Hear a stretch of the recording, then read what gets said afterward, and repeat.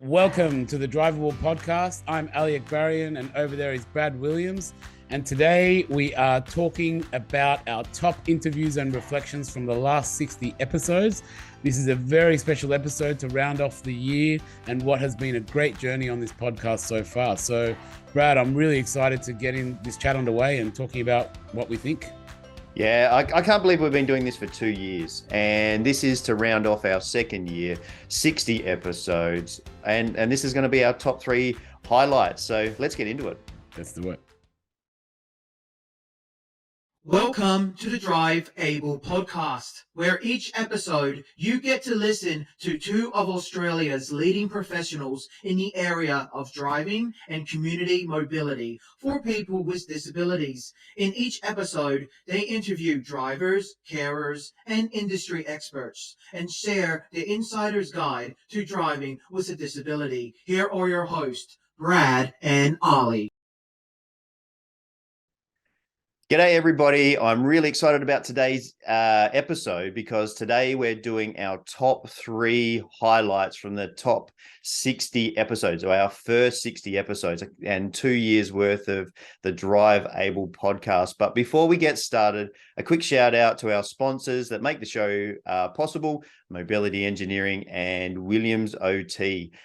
60 episodes down now. This show takes a lot of time and a lot of money to put together every week for your listening pleasure. So we just want to do a shout out to our sponsors, Mobility Engineering and Williams OT. Thank you. All right, Ali, what we're doing is highlighting our best episodes from your and my point of view.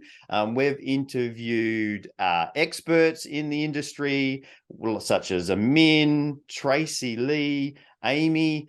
We've also interviewed celebrities and athletes such as Liesl Tesh, Tim Maloney, and Mitch Stone.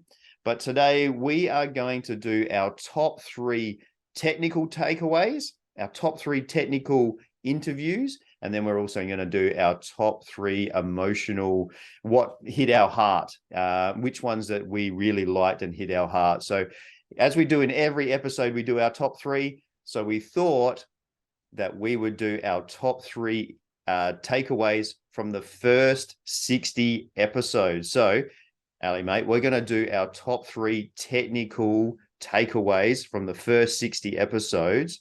Mate, do you want to hit the ground running with your first one? I will. Before we do that, I'll quickly mention, whilst both Brad and I are experts in this field, I would say, I'm speaking for Brad as well, that we've both learned a lot in this podcast, both from a professional point of view. I've learned and actually adjusted the way we run our business from stuff. And I know Brad said something like that. And even emotionally, to be honest, I've grown as a person. Just talking to all of these people, so much emotionally grown. So it's been a great journey so far. Yeah, and I really hope that our listeners are getting that as well, because that's what we do it for. It's not just for us. We're learning, but we're sharing people's stories and what they've done along the way. But there's been some real gold nuggets along this journey that we're going to highlight some of those today. But look, if you've got your own top three from the first 60 episodes, make sure you share it with us. Make sure you write a comment down below with which episode took your fancy, which one spoke most to you, and let us know, because we'll feed that back to the people that we interviewed, and they can get a kick out of it as well. Mate, let's do your top. Let's hit that ground running. Yeah, let's do your top three technicals. What's your first one? So for me, the technical side of things, being a car guy, I guess, an engineer, was really more the people that were really into their cars. Probably the first one, and the one that sticks out for me the most is actually Jerome. Jerome is a converter, works as a conversion guy himself, but the stuff and the creative stuff he was doing with those cars, and the way he was, modifying them. And I've since actually got a bit of a relationship with him since then. As I said, I've learned so much professionally and personally, and he's doing awesome stuff. He went and bought this other car, and he just did this little kind of attachment using some bits and pieces from J-Car, and turned this manual car into a hand-controlled electronic car. He just did it like a month ago, and And it's just so awesome, that creativity and not letting that disability stop what you need to do in life. Like he was a car guy and is a car guy and passionate, and his story about traveling around the world in the car, and it's just awesome. So yeah, I really, really love that, the technical side of what he was doing and the ground he's pushing. I'm just going to press pause because of my stupid dog in the background. Sorry, Franz. That's you'll have to come back and edit this bit out. Hang on for a second. We got people still. Oh, it's going to go on forever. Why? What's happening? I'm gonna because we've all the tree litter from the storms. Oh yeah, there's people walking around. No, they're cleaning up all the tree stuff.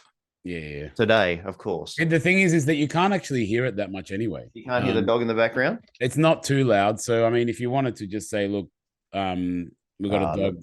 My dog's in the background. Sorry. Well, we'll just keep going. She might settle down. All right. Probably not. She'll probably get louder. But anyway, we'll try our best. All right. It's very faint. You can't hear it that much at all. So, Franz, I did a big pause. I'll try to press mute every now and again if she goes a bit nuts, if Ali's speaking. But Franz, I'll take a pause for you to edit all that bit out, and we'll take it. I'll start talking about my highlights of Jerome. All right. Okay. 3, 2, 1.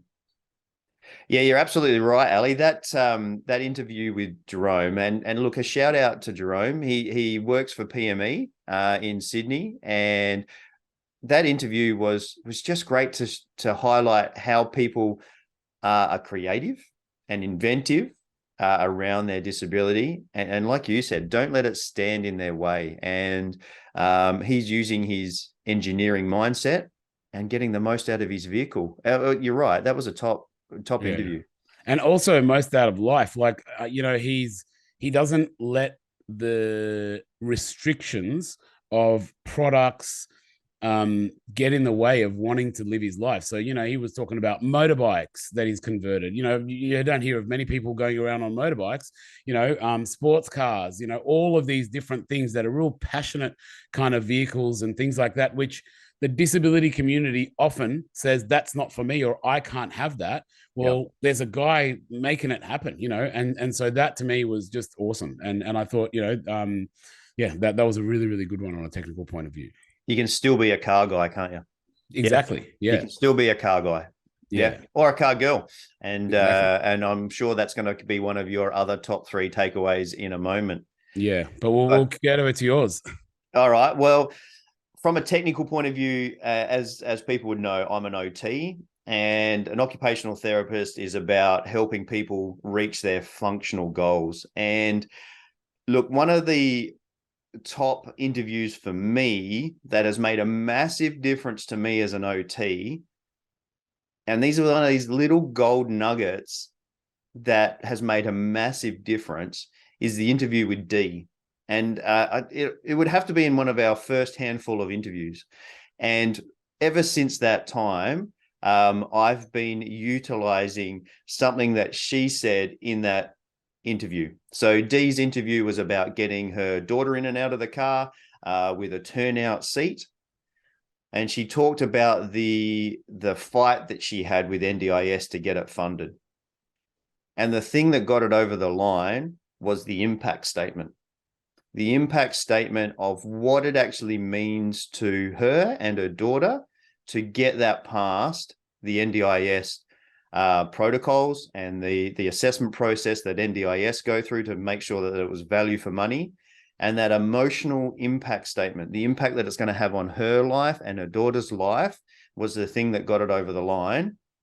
And for any OT listening now, include it as part of your AT applications, your assistive technology applications, because what it does is it highlights that the OT is linking into the emotional side of things, and that this is helping the person reach their goals. And including that impact statement since that time as a consistent thing, we've seen more approvals for one thing, but also there's been more understanding from the NDIS when we're doing these approvals. So number one thing for me from all of this is include an impact statement from the client. And we say with our clients, it can be a paragraph, but we've also had impact statements that are 5 to 7 pages long. It's about what it means to you as the participant to get this modification, to get this hand control, to get this turnout seat, to get whatever it is that you're after. What impact is it going to have on your life if you get it or don't get it? And include that in your application. And geez, it's made a difference to my life as an OT and to the participant's life as well. That's really good. And as you were saying that, what I was thinking was, I bet you OTs are similar to mechanical engineers, because OTs are engineers, I always say, of the body. And I bet you they have really struggled with emotions. When I say struggle with emotions, is struggle to put that into a technical form, if that makes sense, and translate it. And I think that because that's the same thing, that very similar thing that I found in our side of things, is to be able to put that technical side into a story. And I think with them saying their side of the story, it really helps to, I guess, close off the loop of the technical side of the OT, right?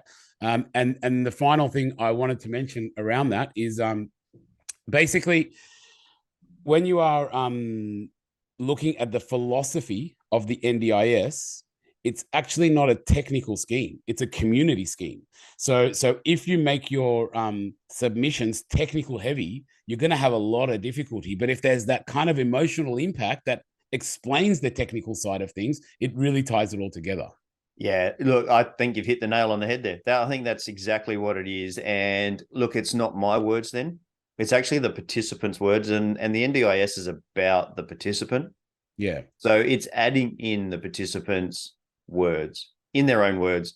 If they've got spelling mistakes in it, it doesn't matter. If they've used poor grammar, it doesn't matter. If it means they're not using fantastic language, it doesn't matter. It's about the participant and the participant's goals and the impact that it's going to make on their life. That's my number one takeaway from a technical point of view from the interviews that we've done so far. Yeah, and one last thing I'll mention, which is I think we're seeing a lot of this on the media, and I think this also really helps combat that with the NDIS, is the whole piece around increasing corruption and scams and things like that. People wanting to, you've probably heard it, people over prescribing stuff and getting extra bits of equipment, and this emotional impact statement ties that up, because it's a statement from the end user saying, hey, look, I've tried this, I need this, here's my emotions. It's not about just give me a product because I'm trying to make some money off it. So I think that also helps with that piece, and it helps NDIS get a much clearer uncorrupted picture of what's going on, if that makes sense. Yeah, look, if there's any OTs out there or anybody that wants to know a little bit more about how we do it at Williams OT and how we include that, then write a comment down below, reach out and ask your question, and I'll get back to you about how we do that. Mate, let's go on to the number 2 technical takeaway, because we've got lots to explore here. What's your number 2 technical takeaway? The number 2 was I think it was Leonie or Leonie. Yeah, Leonie. Leonie. Yep. And she was that full of energy girl or lady that was an ex-spray painter, panel beater with FND, I think it was. And she had got the funding on her 20-something-year-old car with 400,000 Ks. And again, from a technical point of view, the fact that she was able to kind of get that over the line, and the fact that the way she was able to get it over the line from a both technical and creative point of view was really impressive. She was able to assure that she's going to manage all the maintenance, and she put some declarations around that, and she does it all herself. And I guess post that, I've actually started, following her and engaging with her on social media, and it's just great what she does. She rides around these horses all over the place. She forward drives everywhere. And yeah, does. She's an archer now as well. Yep. Yeah. And all of that.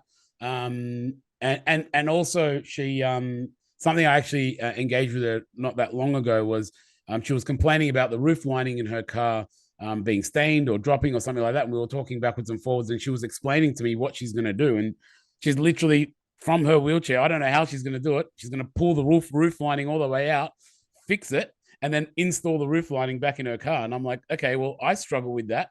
How are you going to do it? But she said she's going to do it. There's an awesome photo from a couple of weeks ago on her Instagram account, and it's her sitting in her engine bay. So Yeah. she's got herself out of her wheelchair up into the engine bay and is sitting and leaning over in her engine bay. And I'm just gonna shout out, like, she doesn't let her disability stand in her way. Look, she suffers with pain and tremors and things like that as well. But she's out there exploring life and exploring the country. She's a country girl at heart, and she loves to go camping, and she loves to do all these outdoor activities. But boy, oh boy, does she love her disco. That's what she calls her Discovery, her old four-wheel drive. And yeah, she took that impact statement to a new level and really wrote about what her car means to her. And yeah, like you said, she wrote about how she's going to maintain the car, that she is a mechanic and a spray painter, and she knows how to look after cars, and she's going to make the car last the 8 years that's required for the value for money type of scenario through the NDIS. The NDIS said we won't pay for any modifications to your car for the next 8 years, and she had to prove that that's going to be okay for her, and that she's going to maintain her car, and she's going to take that risk, and it got it over the line. And and that is a big risk as well. Car. That is a big risk, because things could happen in the next 8 years, and she's taking that gamble that whatever happens, I'm gonna have to. It's on me. So that's a big thing, and big shout out to her. And I think her Instagram handle is the Tenacious Wheelchair Warrior. Yeah, that's it. And I highly recommend you go and follow her, because it just puts a smile on your day and it lightens up your day. She's got a beautiful energy, beautiful smile, always on her thing, and always doing really cool stuff. And she dresses up, and I think she's great. I think Comic-Con outfits are something to be seen. Like she really goes for it. So So you just feel good whenever you look at it. So I highly recommend Leanie as well. Yeah, absolutely. All right. Do you want me to do my second one? Yes. Let's see what you've got to say. All right. So this is one for the future. I want to talk about the fuel service app and what an impact it will have for people in the future if we can get this rolled out around Australia. The fuel service app, we interviewed Victor and his son, and we spoke about how they're trying to bring it in with a system that's working in the UK and America. And the fuel service app is like the good old-fashioned fuel pump service, where you used to go back in the 70s or beforehand. You used to rock up to your service station, and they used to help with the service. They came out and they put petrol in your car, and they maybe cleaned your windscreen, and the driver didn't have to get out. But then with more drivers on the road, the people that are selling the petrol stayed in the petrol station, and you serviced your own car. So it's taking it back to the old service station mindset, where they used to come out and put petrol in your car. This app is, I think, going to change the world for people with disabilities and putting petrol in their car. Even if it is, hopefully it's not too late for petrol, and it doesn't come out after we've all got electric cars, but it makes a difference between now and then, because if you're listening to this episode and you've got a disability, please go and download the Fuel Service app. Just look for it on your app channel, whether it's Apple or Android. Go and get it and download it, just so people can see how many people are interested in this app, and start looking at the petrol stations that are hopefully starting to pop up around Australia. We know that they're being rolled out in Geelong. Also, it's starting to roll out into Victoria. We also know that they were testing it out on the Gold Coast and up and around Brisbane area. So yeah, I've got my fingers crossed. I'm hoping that petrol stations will pick this up, and I'm doing what I can as a professional to help try and launch this. Trying to get into the OTR group, which are here in South Australia. If they're listening to this, I hope that'd be a great coup if they are listening to this. Yeah, get on board and get this into the petrol stations where people can order or find out when's a good time to bring their car in. So the person will actually come out, put petrol in your car. You can wave your credit card from your car seat and pay for your petrol. Yeah, that was a really awesome app, and I think once there is a little bit of that's why it's really good to get on there and sign up, because once that momentum starts to build up, it'll just go. Once the competitive nature of the petrol stations come in and they're like, oh well, he's got it, I've got it. And that just takes a few numbers, then I think it'll just be all over the place. But in saying that, and just to go back to the petrol vehicle thing, I actually think this app will cross over to the electric vehicle thing, because someone still has to come and plug your charger in. So, yeah. That's still something that will, I mean, you maybe have more time, but still it's something that will cross over, I think. So I think it's a great product. And from a OT functional lifestyle point of view, the people with disabilities that have to go and put petrol in their car at 11 o'clock at night, when there's no one else at the petrol station, and just plan their life around having to miss the heavy times and miss this time and that time, and go out when it's inconvenient for them. From a functional point of view, as a goal for being able to be inclusive in life, that one stands out to me. And the less transfers we do, the better, because they are so heavy on the body. So if we have to just do a transfer for a 5-minute fuel thing, it might be better not to have to do that. It's maybe not worth the returns it gives you, right? We spoke to Christine and having to get your wheelchair out of the driving position and back down the ramp, and the car parks behind you and you can't lower your ramp. What do you do? Yeah, that's right. Yeah, so it's just a pain. So having to organize someone else to put petrol in your car all the time. It's not that independent, and this app spoke to me a lot, and that's why we got Victor on, because Victor's very passionate about it for his son, and geez, I can see a big future for it if we can all get on board. So promote the hell out of it, everyone. Now the next thing moving on to the next interview, one which really actually highlighted for me, not just for the disability, but actually for everyone, is that driving simulator program. I don't remember the people that we interviewed, but it's basically the driving simulator episode where the product has got 2 different steering wheels, and it's a real life driving simulator where, it has driving scenarios like real traffic to help you, I guess, get used to the idea of being in traffic. Now, especially like we've said in the disability cohort, what you've got people with the mindset that they've never even thought that it was possible to drive, right? So when they're sitting in cars, they're not even switched on, often to the environment going outside around them and so on. And there's a lot of things happening. And often, again, when what we've discovered within this podcast and even throughout my own personal career is what you'll find is a lot of the people with the disability side of things, like with limbs and so on, have heightened their other senses are heightened to make up for it, right? So then what happens is, in general, they might find getting out into a car quite overwhelming. However, in today's day and age, when our young kids are used to also only tuning into one device and one thing, when they get into the car, they also get hugely overwhelmed by everything that's going on.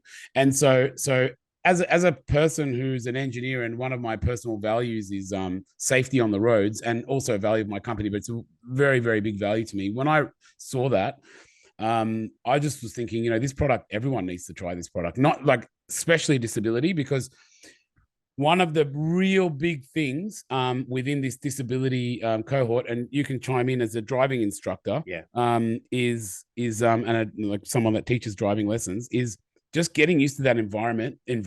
and just getting used to it. And that can take many, many lessons. So you can save yourself a lot of money and a lot of wasted time just doing that at home. Yeah. My drive school and Lisa Scaife, and it's episode 42 if you want to go back and listen to that one. Look, you're right.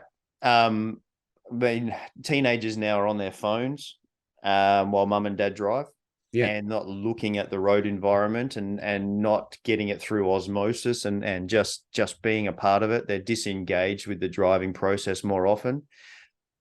But for someone who teaches people with autism to drive, their life is more like that anyway. So they're not emotionally attached to that's going to make a difference to my life over there. They're more insular, more in their own world, more often than not, and they've never future thought. Now, it's not the same for everybody. I'm not trying to pigeonhole people. Don't think that I am. But from my experience, a lot of drivers with autism haven't ever emotionally engaged with the driver next to them and looked at what they're doing and looked at how they're steering the steering wheel and how they're using the pedals and what gap selections they're taking. They quite often don't even move their focus away from the road in front, like as in just staring at the front window, never looking to see if it's an appropriate gap to go, which a lot of teenagers sitting in the front, they look, their mum or their dad looks and they kind of look past them as well, where people with autism don't tend to, in my experience, engage in that prior to actually getting behind the wheel. So the simulator, the My Drive School simulator, is a laptop-based program that is really easy to plug into your computer and just go. And it's been a wonderful thing for our service, our Williams OT service, for the people that are really struggling in those early stages to actually get a feel for the car. And it's made a massive difference. Absolute massive difference. And I got a 17-year-old who jumped on and did his first little bit of driving on our simulator as well. So he was learning to drive and he took advantage of it right at the start too. And it made a difference to him too. Yeah, I reckon it would. So generally speaking, those early days on the road are pretty high risk days, as you're learning those bits and pieces. And I would say using the simulator that's designed this way will significantly reduce the risk and also significantly reduce the number of hours needed for you to just get that muscle memory of like, oh, this is a traffic situation and so on, just get used to that environment, Yeah. I think it'll really excel. I want to put it out there that I actually don't think it replaces the job of the real life scenario. Oh, no, but I think definitely not. Definitely not. It will definitely help just get used to it a little bit quicker. That's what I think it is. Yeah, look, I'll just add to that really quickly as a driving instructor as well. And if people are watching this on YouTube, you'll see my hands. But on PlayStation or whatever it is, you just turn the steering wheel a quarter of a turn if you're ever on one of those type of simulators, and that takes you around a hairpin.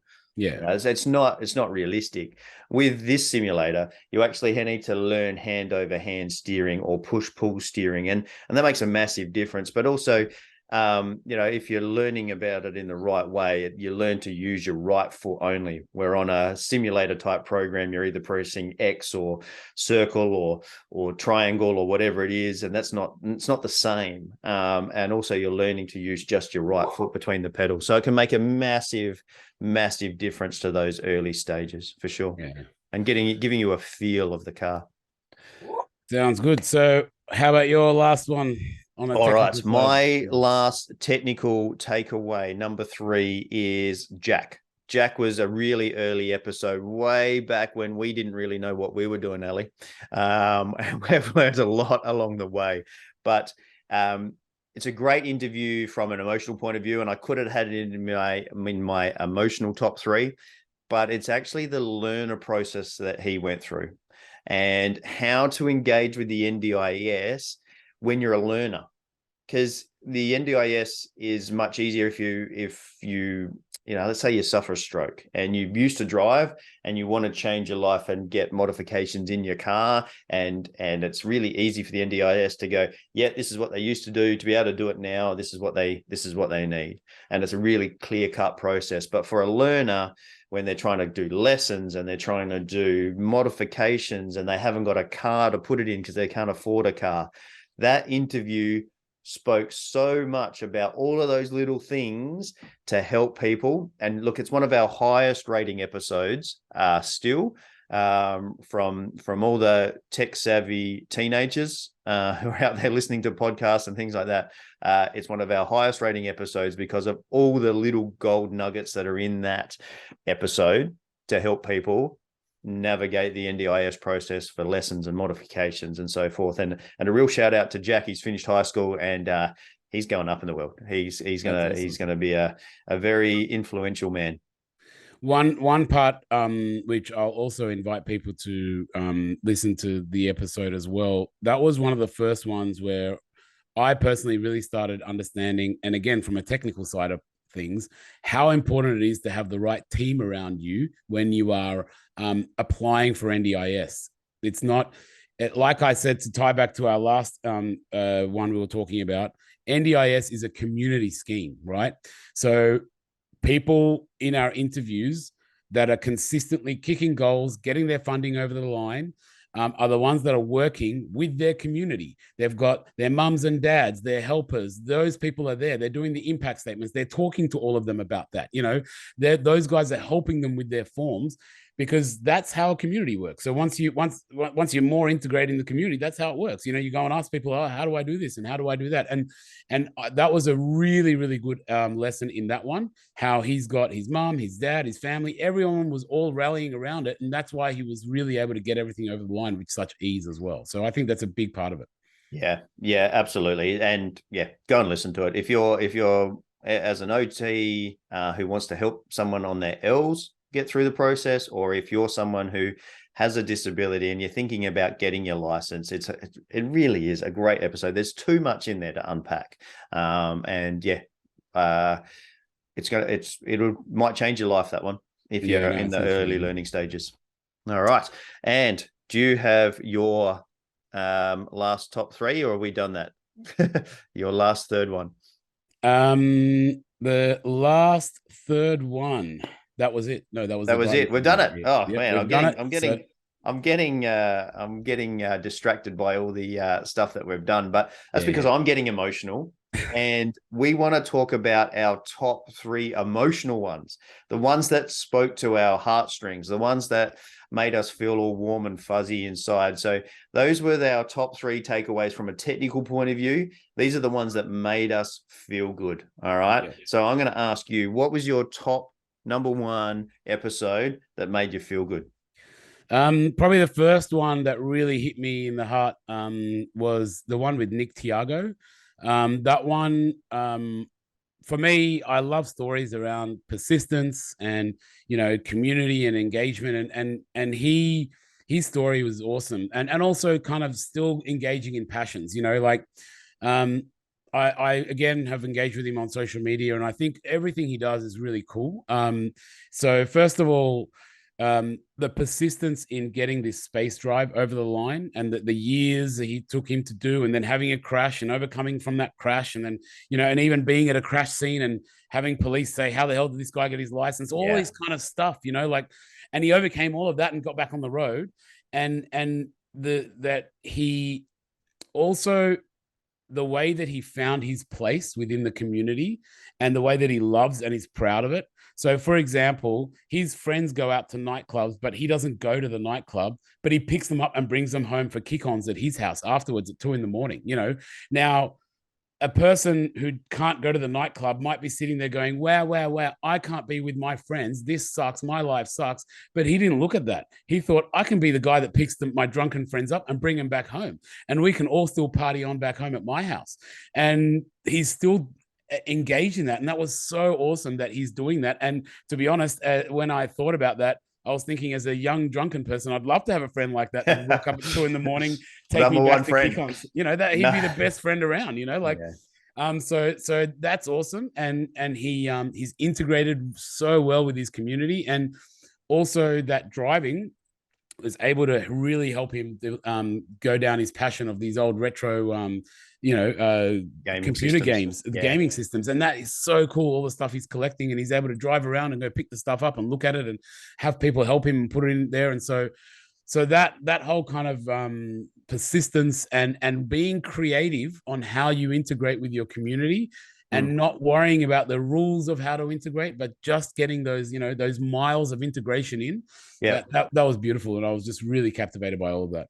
I hope he listens to this, because I know that he's having a bit of a rough time at the moment. So I hope that he listens to it. And yeah, it is an emotional interview. I could have put that in my top 3 as well. I also know that he's trying to look at a 4-wheel drive so he can drive around the country. And look, that's going to be the next step for him. So, mate, that was such a big interview, and it went over 3 episodes. So It was such, because he spoke about so much about his disability, and look, that episode changed the way that we did our interviews. Yeah, and we were very technical focused, you and I, to start off with. We're all about the technical stuff, but we learned at that early stage that there's more to it. It's more the emotional side of things. And I'm really glad that you brought that interview up. It could have easily been in my top 3, 100%. In fact, it probably was, but you stole my thunder. Great interview. Great interview. And he's also really good at articulating what it feels like to be a disabled person. So that's also, I felt like I've always felt a little bit like I don't understand, but after his articulation, I felt like I got a bit more understanding, and it was very confronting. The understanding, by the way, very, very confronting, but that's the life, So I think he speaks well. So go check it out. Yeah, we now talk to people about their disabilities with driving as a sub focus based on that interview, and that made a massive difference to us. So go and listen to it. Right, mine. What about yours, Brad? Let's go for it. I'm still got my OT mindset on, because the ones that spoke to my emotional heartstrings was what they're able to achieve when they've got their license back. And Jamin is one of the first ones that spoke to me. We had to organize this interview because he's over in WA, and he was the first person that we spoke to on here that drives with high level controls. So real high end controls where the steering wheel spins in front of him and he's not touching the pedals. It's all based on controls that are separate from the pedals and the steering wheel. And he drives his wheelchair into the driving position. He's a videographer and uses drones to do videography, and he's able to drive his car to remote locations and do his passion side of it, but also run his business separate to that as well. And that one there just spoke to me about what someone can achieve with all the right things in place, thanks to this NDIS scheme. Yeah. Because the amount of money that's involved in it, I don't know if anyone would really be able to afford it out of their own pocket. And significant amount of bits and pieces went into his car. Yeah. But what he's able to now do with that car and live a really, enjoyable life for him, that talks to me in here, and why I do this job and why I do the podcast. So for me, go and check that one out. I talk about Jamie all the time at my private functions. He is someone who puts me to shame in terms of life, and I like to pass that shame on. When I say puts me to shame, as in he was 28, 29, I think he was sub 30. He was late 20s. And like I tell my friends, I say, I interviewed this guy who's 28, who basically can only use his fingertips. Yep. And he owns a holiday apartment business with 19 holiday apartments. Yep. He owns a drone photography and videography business and he also owns an fishing charter, offshore fishing charter business with a fishing boat. So, mate, what are you doing with your life? Yeah, exactly right. Go and check it out. Episode 33. Yeah. You'll do yourself a favor and go and listen to episode 33. Go and listen to all of the episodes. But these ones here we're highlighting because they could change the way that you think about stuff. So monster achievements, Yeah. monster life achievements that most able-bodied people would never even come close to achieving. And this guy's done it with his fingertips. Like, it blows my mind away, you know? Yeah. All right. Who's your next one? Who's your next emotional? So the next one, again, around living life with intent and with purpose, and also sticking it a little bit to the system, was Peter Simmons. So Peter Simmons was an older guy. He was around from the pre-NDIS days. Yep. What stuck it to me with him was he said, I ignored a lot of the OT advice about self-transfers and, you know, moving my wheelchairs across and so on. He said, because for me, what I realized was if I was with all this equipment all around me, I would always think that I'm disabled and it would hold me back. So he needed to change his mindset to feel like he wasn't disabled. And he's from an era where probably disabilities was much more taboo than now, even more so, because he's from, you know, he's been dealing with it for 40, 50 plus years. But he said that now he had to go through NDIS and get all these high-end controls and so on. And he's lost a lot of function because he's destroyed the shoulder over those 30, 40 years of overuse. But he had zero regrets about it. And he said, I did it all with intent, and the life that I've lived and everything I've achieved and the mindset that I've got to this day is not that I'm a cripple or whatever he was calling it. He's like, I feel like an able-bodied person that just has these wheels under me sort of thing, you know? So, and I think in talking to people and hearing, you know, like we've said, even clear, distinct difference with people from the country and people from the city. People from the country just had to make it happen, you know, no matter what. They just, whatever the resources, didn't matter the professional advice. So this was, I thought, a really good example of we just made it happen the way we wanted to, and we're happy with the consequences, and we're dealing with that, and that's fine. And we've had a great life anyway. Yeah, look, people choose to go out and party heavily through their 20s and ruin their body that way, or they choose to play football and ruin their knees or ruin their shoulders or whatever playing football. For him, he knew that because the OTs pointed it out to him, or his physios or whoever it was pointing out that if you keep doing this kind of stuff, your shoulders are going to deteriorate over time. But just like anybody else who, like the studies are out there that if you play NRL and you get knocked out, it's potentially going to do you brain damage and you're going to get all these multiple concussions. The evidence is out there, and yet people still choose to do that every day. People choose to play football knowing that they could do an ACL and have to go through multiple surgeries and their knees might be stuffed by the end of their life. People choose to do that to live their life. Yeah. People with disabilities can choose to live their life the way that they want to. And you're absolutely right. As an OT, we can put across what is the best picture for looking after someone's health. Yeah. A GP can do that. Say, stop smoking. A GP can say, lose weight. It's going to be better for your health. We have the choice to keep smoking. We've got the choice to keep eating junk food. We've got the choice with somebody with a disability to get the most out of our life the way that we want to live it and live with the consequences. And you're right. It was an eye-opening interview from me as an OT as well about, even though we're, you know, do study and think about functional impact for life, we're not always right in regards to what someone can do in their life. It's personal choice.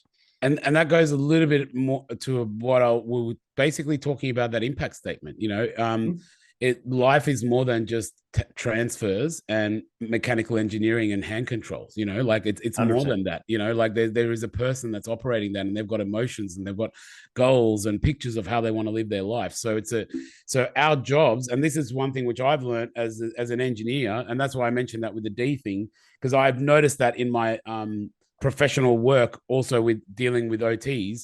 There is definitely that kind of clash between the technical and emotional side. And I'm always working to try and break that bridge down, because it's not always black and white, you know, like it's a little bit of gray, and there's a people in there that's kind of, you know, making the thing a little bit gray. So we've got to understand that as well. I might get right over the knuckles here, and I think I might have mentioned it actually in our top 3 takeaways from this specific interview, that a lot of OTs are risk averse. They're very risk averse. They want to make sure that all risk is taken out of stuff. But look, we've got to listen to the participant. We've got to listen to the client. We've got to listen to the people and what they want to achieve in their life.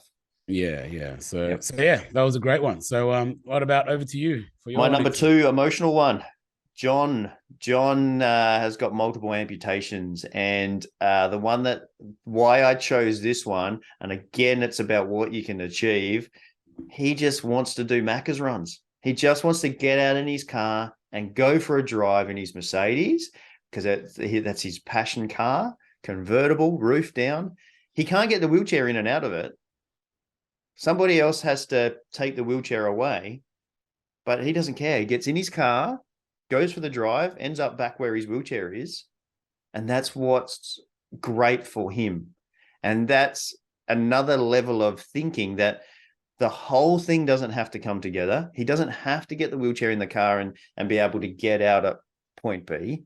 For him, it's about driving to the beach, looking at the beach. It's about going through a Macca's drive-through and just doing those type of things that other people do in their car. He doesn't have to get out at the other end. And how much that meant to him, that was it just opened my eyes that, you know, it's not all about the wheelchair as well. It's not all about those type of things. It's just about what some driving controls can do and what a massive difference to life that can make.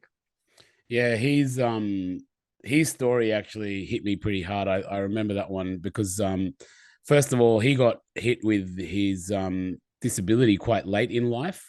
And he was older, and I think it was 50s or 60s or something. And also he'd only had it for a few years, and his attitude was amazing. You know, like I was just looking at that going, I would never be able to pull that off. You know, like his attitude was so good. Like I was just thinking, in my age now, if I hit something like that, I don't think I'd be in a great positive situation like he was. I thought also, in addition to what you were talking about, he also mentioned that it wasn't just the Macca's one; it was also the car and the convertible, and just being out there and putting the roof down and driving with the roof down, you know, and in that dream little, I think it was a Mercedes or one of those little convertibles. And yeah, that was all it was about, you know. So that was just so good. Yeah, absolutely. Yeah. So have you got a number 3 emotional one? I do have another one. I had a couple, but this one, I found it really hard to narrow it down to 3. I don't know how we do it, but go on. What's your number 3? So these ones, I think these ones are the ones which I talk about most in my private life. Like I said, this podcast has impacted me immensely personally, and I've grown a lot and become a much better person from it. And this one, I was even talking about this with some people on the weekend when I was at a barbecue, and this one is Natalie Wade. So she's a lawyer who also, especially if you're in the disability community or if you're an OT you've got a client who think is really being hard done by, she's out there to represent that disability community and work with that community. And that's the thing I really wanted to highlight was, in my life of working in this career, in this cohort or in this industry, this quote unquote disability industry, what I found was, and this is one thing that was mentioned with Natalie, is that the disability cohort of people seem to be trying to find somewhere else they fit in. Like I can be able-bodied if I've got this bit of equipment, or if I've got this, I can be in this community. I've got this, I can be in that community. And she was kind of saying, well, there's a community on its own just there, the disability community. We need to be proud of what we've got and what we're able to do, and we need to support each other around that. And so whilst she did assessments and realized she wasn't going to be driving, wasn't for her, she wasn't choosing to drive, and she went through that whole process, but she realized she's part of this community and she's got these skills, and she needs to be proud and double down in that community and label it as a community and be part of it. So I thought that was really eye-opening from a, again, creative point of view of really integrating with your community and creatively coming up with solutions. I thought that was really, really awesome. And just a shout out to her for what she's doing in the work for that community. Oh, absolutely. Yeah. I mean, she doesn't drive, and it's one of these interviews where she's chosen not to drive, but we had to get her on there on the podcast to help people understand that you do have choices as well in regards to not driving. I first met her when she did have a goal to drive, but she's chosen to put that aside now, to concentrating on her. She catches buses and trains into work instead, into the Adelaide City to do her work, but she is extremely passionate. Her business is going ahead in leaps and bounds because of her passion, and she's a real advocate for people with disabilities. So get out there and follow her as well. Make sure you do, because she's gonna make my bold prediction, we'll see her in Parliament one day in the future. She making a massive difference. She definitely has that potential, and definitely would be very, very good in that space. I wouldn't be surprised if she is way up in politics as well. She knows what she's doing and so forth as well. Right, my last one. I don't know if I can narrow this down, but there's so many. There's Matt Matt.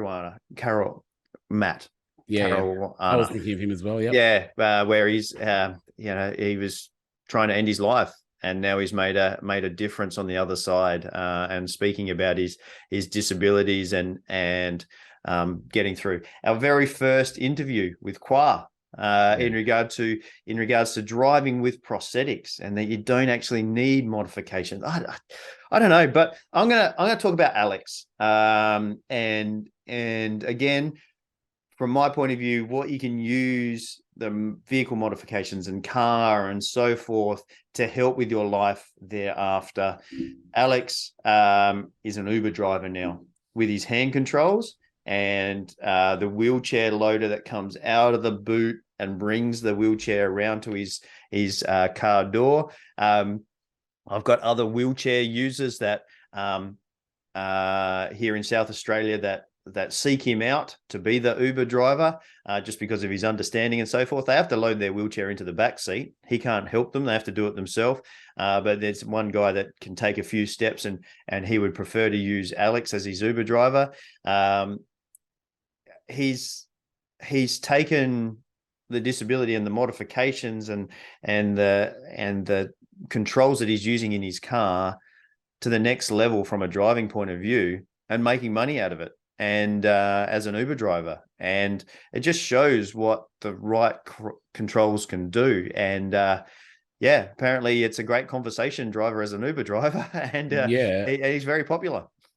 And also the product that he has in his car, it's called a robot, and it's basically an R11 robot. It's an arm that basically comes out like a robotic arm all the way to the driver's seat and loads the wheel, hands it to you. Now, as an engineer, a mechanical engineer, it is one of the coolest things I've ever seen. And as a drunken nightclub patron, it's also one of the coolest things I've ever seen. And he confirmed, because I was like, you know what? I reckon you'll have all these people in the middle of the night when you're going to places, going, hey, show me this. What the hell is this? Show me this product. And I reckon they'd love it. And he confirmed that, yes, that's what happens. He'll pick up a couple of party goers and they'll make him keep putting this thing in and out and in and out. And he doesn't mind. He's charging them money to watch him, go in and out. But so that I thought that was really, really cool that he's actually super proud and using this thing as almost like a selling tool. Like you said, I'm pretty sure he's a very highly sought after Uber driver in Adelaide just because of those products, and just because it's a cool thing. Yeah, absolutely. And it's real unfortunate that we're picking and choosing some people, because there's some real other emotional stuff that came out. Eli Mern, who was driving like an idiot, had a car accident, and has owned that mistake, and is talking about that. There's so many interviews that we could have highlighted, and I apologize for the people that we might have missed. I mean, even some athletes as well. So Liesl Tesh, and talking, she's working now with a disability, and she spoke about that. We also spoke to Tim Maloney, who's an ex-basketball player, and he spoke about the Olympics, and Mitch Stone as well in regards to his NRL and how he was in a boat for hours and hours and hours waiting to be rescued. I can't believe that when I heard that. He's now getting in and out of a boat to get to his front door.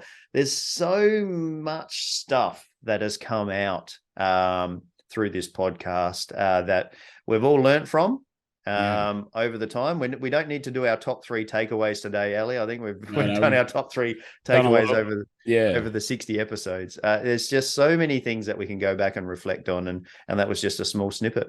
Yeah, and one of the big things I've learned on a personal point of view is disabilities and accidents can come at you from anywhere. One of the ones that really still to this day sticks to my head is Rob Lucan. He was fishing, got hit by a mosquito, woke up paralyzed. Like you know what I mean? Like you would never think that if I go fishing, I'm going to wake up paralyzed. How did we not talk about him in our top 3 takeaways? That story just blows my mind and now he's out there kart sailing across beaches and letting the wind just let him do crazy stuff in this kite buggy thing that he drives around. Go and check that out on YouTube. Rob Lucan. Go and check him out on YouTube and see what he does, and listen to his story on our podcast and his story on YouTube.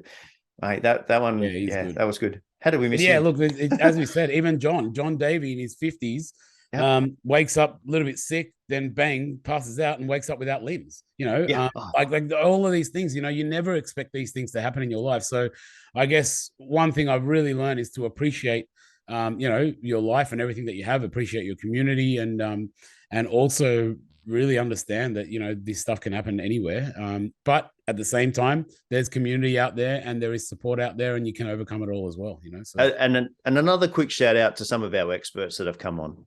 Absolutely been wonderful to have some of these experts on as well. I mean, Daryl Spark spoke about his injury, but talking about amputations and New South Wales Amputee Association, I don't know if I labeled that correctly there from memory.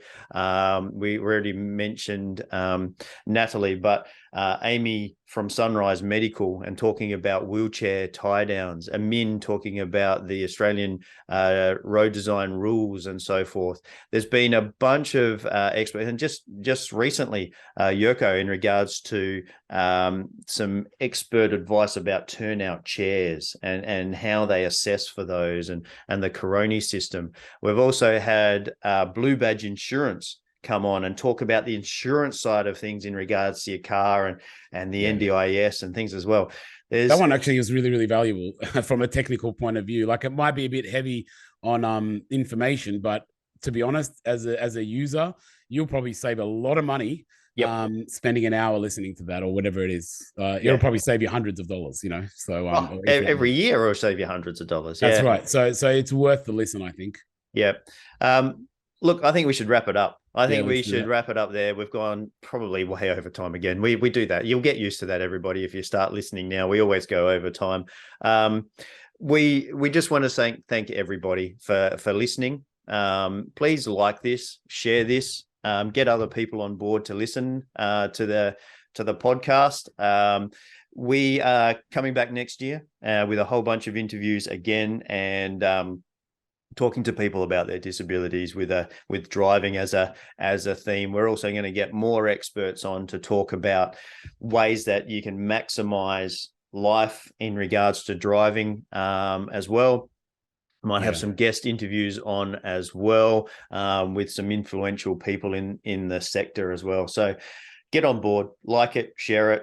Make sure that you hit that like button whenever you see an episode, wherever you're listening to it. And make sure that you share it with other people. So we would really appreciate it. Definitely. And also we don't get paid for this. We're not trying to get paid for it, but we want more people to listen to it. So we want some bit more sponsorship money. So if you know anyone that might be interested in giving us a bit more sponsorship money on top of Williams OT and mobility engineering, it will be great. There was all these great stories, and we'd like to share more of it so we can then get more of them out of the community. And yeah, big shout out to the listeners and also to the guests. Also our editor Franz. Oh yes, you don't see that much. No. She puts all of this stuff together, and we do make a lot of mistakes, and she cuts it all out, and so she's really good. And also, yeah, just a big thank you to you, Brad, as well. So yeah, Ali, yep, we've got two different mindsets, and I hope people have come to learn that you've got this engineering technical mindset, and some things that don't get exciting for me, they get exciting for you, and I've got my OT mindset, and I get excited about these things that you kind of go, well, what's that all about? But together we get excited about two different sides of things, and I hope people appreciate that. It's been a wonderful 2 years. I can't believe it's 60 episodes already, and I'm really looking forward to next year. Sounds good. We'll see you all next time. Yeah, hey, we better do our sign off that we always do. Actually, we'll do a shout out to Williams OT Driver Rehab. All the pieces of the puzzle to help people with their disability reach their driving and community goals. Mobility Engineering is a team of passionate and dedicated people focused on bringing Australia's largest range of suitable transport solutions for all walks of life. And as we say in every episode, the advice provided in this podcast is general in nature. So if you've got any queries about what you can do, make sure you set yourself up with your local OT or mobility dealer to set yourself up with a trial, because trials really do put you in the driver's seat. And we've seen that over and over and over again in these episodes. So get out there, enjoy life, and Ali, we'll see you next year. See you next time. Thanks for listening to the Drive Able podcast with Brad Williams and Ali Akbarian. If you like what you've heard, make sure you like, rate, and subscribe. It really does make a massive difference.